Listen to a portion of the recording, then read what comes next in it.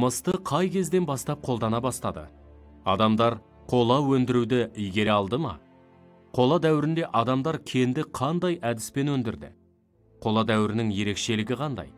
Аталған сұрақтарға жауап беруге тырысайық. Адамдар мысты қай кезден бастап қолдана бастады? Бірінші, адамдар мысты энеолит дәуірінде қолдана бастады. Бірақ мыс өте жұмсақ болғандықтан оны қатты заттарға қолдану қолайсыз болды. Адамдар қола өндіруді игере алды ма? Адамдар біздің заманымыздан бұрынғы 2-ші мыңжылдықтың басында қола өндіруді игеріп, қоладан тұрмысқа қажетті еңбек құралдарын жасауды үйренді.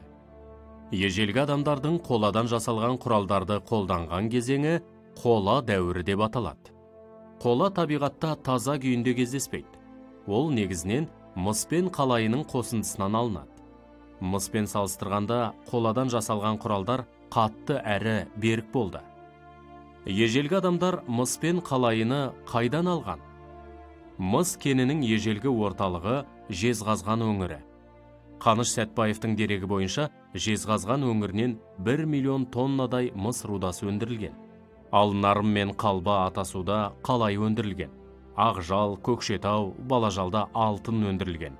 Атасу, Қанай, Суықбұлақ елді мекендерінің маңынан қола дәуірінің кен балқытатын орындары табылды. Қола дәуірінде адамдар кенді қандай әдіспен өндірді? Адамдар кенді балқытудың бірнеше әдісін меңгерген. Ең әуелі кенді хайламен қазған. Бұл әдіс омыру әдісі деп аталған. Омыру әдісі Қазақстанда кеңінен тараған. Омыру мүмкін емес болған жағдайда отпен уату әдісін пайдаланған. Адамдар кенді от жағу арқылы қыздырған. Қызған кезде кеннің үстіне су құйып үгіткен. Босаған кенді сыртқа шығарып, балта немесе қайла секілді құралдармен өңдеген. Кен өндірудің тағы бір тәсілі үңгіп қазу. Кеннің астын үңгіп отырып қазып, содан балғамен уатады. Бұл әдіс адамдар үшін аса қауіпті болған.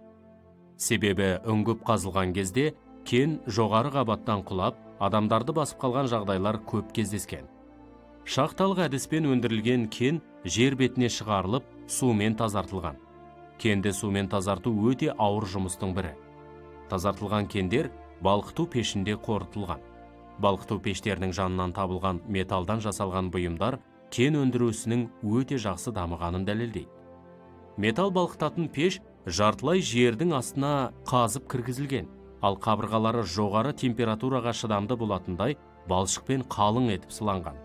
Осы сылақтың астынан пештің түбіне қарай өзекше өткен. Пештің қызуын күшейту үшін өзекшеден көрікпен ауа үрлеген. Ерте заманда осындай қиын шаруаның игерілгені ғажап құбылыс.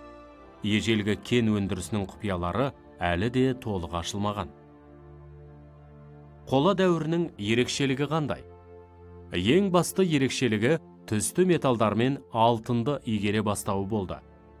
Қоныстардан алтын мен мыстан жасалған зергерлік бұйымдар көп табылған. Тағы бір ерекшелігі қола дәуірінде мал шаруашылығының ерекше қарқынымен дамып, басты шаруашылық саласына айналуы. Мал санының артуы мал шаруашылығының жаңа түрі жартылай көшпелі мал шаруашылығының пайда болуына әкелді. Көшпелілер енді тебіндеп жайылатын қой мен жылқыны өсіруді қолға алды. Үшінші ерекшелігі егіншіліктің дамуы. Адамдар жерді өңдеуде тесе мен кетпенді пайдаланды. Қола дәуірінің егіншілігі теселі егіншілік деп аталды.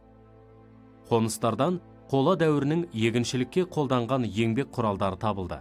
Олар орақ, тесе, кетпен, шалғы, келі және келсап.